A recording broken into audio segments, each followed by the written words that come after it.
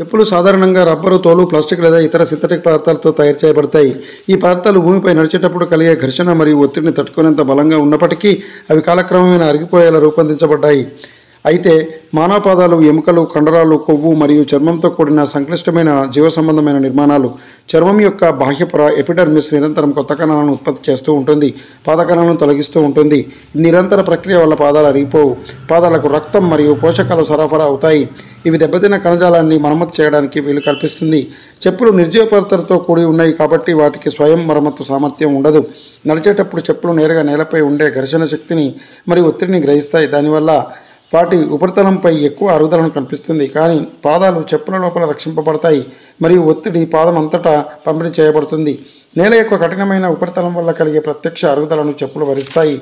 అదనంగా పాదాలు ఎక్కువ ఘర్షణ లేదా ఒత్తిడికి లోనయ్యే ప్రాంతాలలో చర్మం గట్టిపడి కాలిసస్ అనే లేదా అరికాళ్ళు ఏర్పడతాయి. ఇది చర్మం యొక్క సహజ రక్షణ యంత్రాంగం కాబట్టి ఈ గట్టిపడిన చర్మం మరింత అరుగుదల నుంచి అంతర్లీన కణజాలను కాపాడుతుంది.